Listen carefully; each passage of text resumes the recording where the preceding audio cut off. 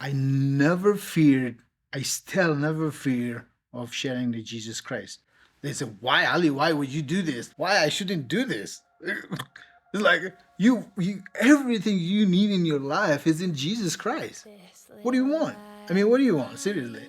What Jesus promised is peace, is love, is everything. He gave it to us. And we can experience it in Him.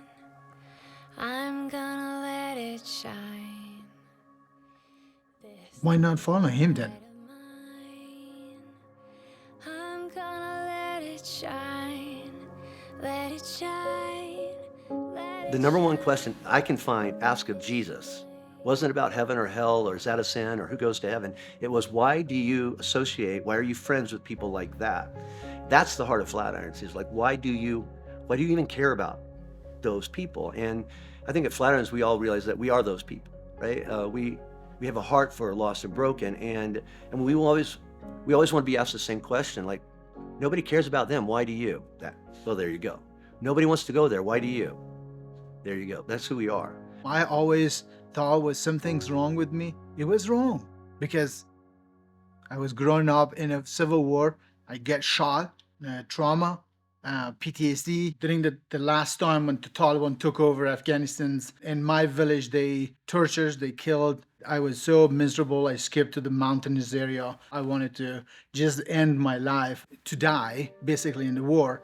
But during that time, I got sick. That sickness turned to malaria, to miserable situations. I was praying to everyone I know. I was doing everything I learned about to do in Islam to feel better. But it was getting worse and worse. And one day, I was walking to the river with the crutches and then going there to wash my face after weeks of sleeping in a room.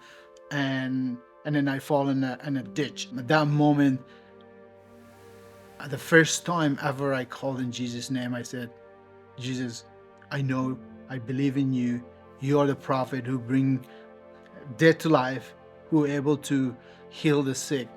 I pray to everybody else. I want to pray for you. Can you come in my heart and help me from this miserable situations, and heal me?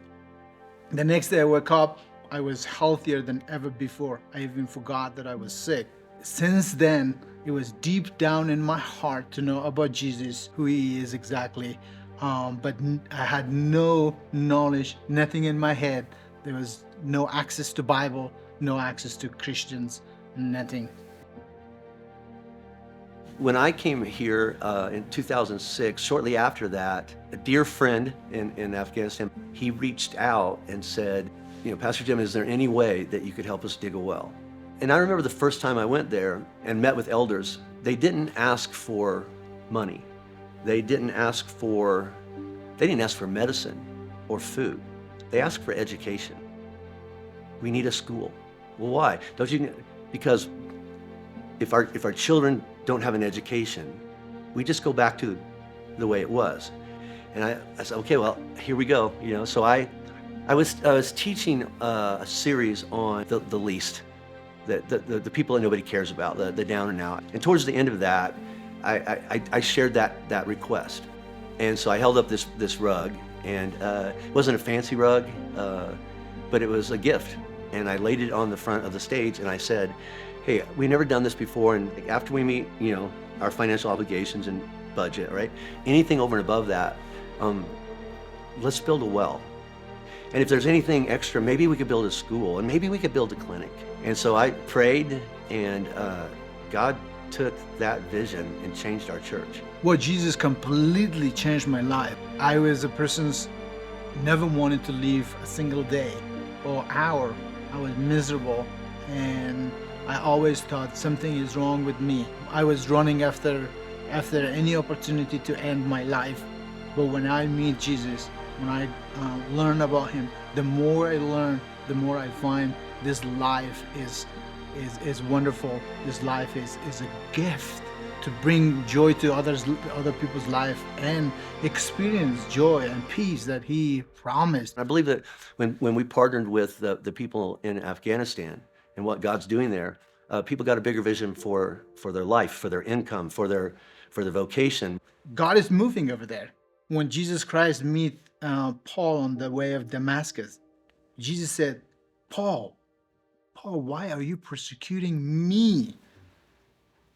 It's all about Jesus. Whatever we do is to others, is we doing for Jesus. It's not doing for the people of Afghanistan or that land. Government's not going to solve it. Bombs aren't going to do it. Threats aren't going to do it, right? All the things that we've tried aren't going to do it. The only thing that's going to bring people back together is the name of Jesus. Gonna let it shine. This little light. God can change. He changed the hearts of so many people. He can change the history of Afghanistan. That's what we want to see. That's one inviting you to be part of what God is doing. Shine.